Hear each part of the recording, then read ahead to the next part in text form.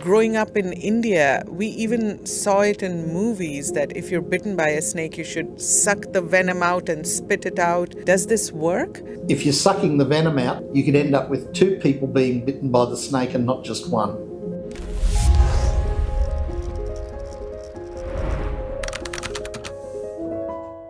We are talking about snake bites today. Why should you be concerned? Because one person dies every 4 minutes across the world because of snake bites. Here to talk about it today is Dr. David Williams. Welcome, David. Talk to us about the scenarios where people are being bitten by snakes. Okay, well, look, the average person who gets bitten by a snake is an ordinary individual. They could be a farmer, a cow herder, a school child, mum, dad, somebody coming from a rural community, usually in Asia, Africa, Latin America, or somewhere like New Guinea. And these are people who are just going about their day and they make a simple mistake that leads to them being bitten. David, how big is this problem and why is WHO concerned about it? Well, snake bites are a really important public health issue. There's about 2.7 million people who are bitten by snakes every year, and between 81 and 138,000 of them lose their lives. Can snake bites be prevented? What can we do to make sure we're safe from snakes? Well, you know the old adage is that prevention's better than the cure. Avoiding situations where snake bites can happen doesn't cost you anything and really just involves doing things that are common sense that can lower your risk of contact with a snake in the first place. And it's really important that if you go outside at night, have some sort of light, whether it's a torch, even inside the home. Don't stumble around in the dark and tread on a snake that you don't see. Turn a light on. If you sleep on a bed that's off the ground, covered with a well tucked in mosquito net, doesn't just prevent malaria and other mosquito-borne diseases, it's been proven in countries like Nepal to reduce the risk of snakebite while sleeping enormously.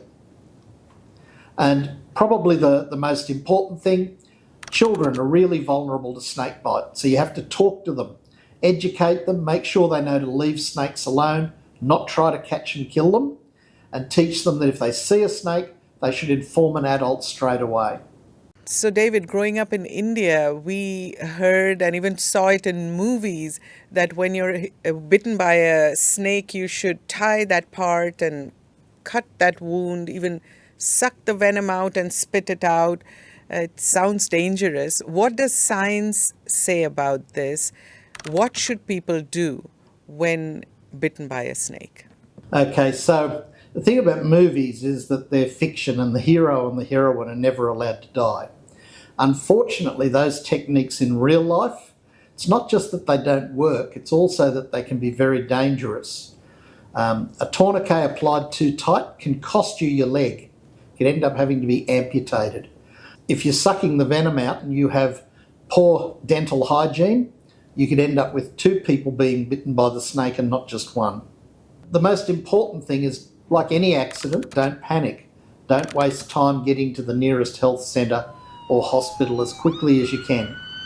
The best chance you've got of survival essentially is if you get proper medical treatment within the first 4 to 6 hours.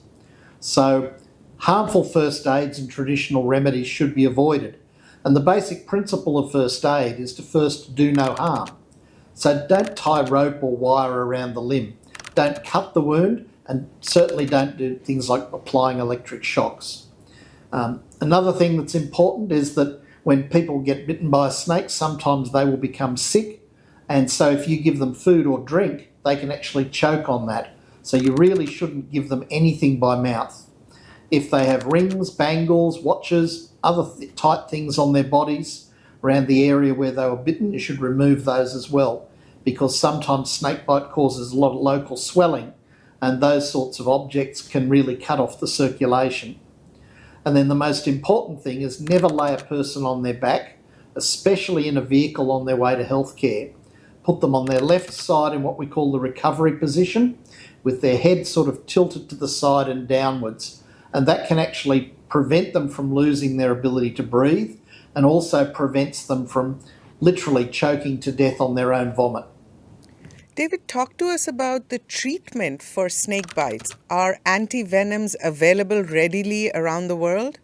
Okay, well, unfortunately, many countries face shortages when it comes to having enough supplies of safe, good quality, and effective antivenom drugs.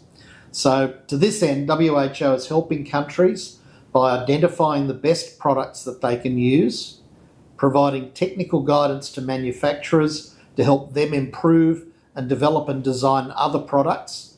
And we're also looking at new ways to supply antivenoms to even the remotest parts of the world so that more people can easily access treatment. Thank you, David. That was Science in 5 today. Until next time, then, stay safe, stay healthy, and stick with science.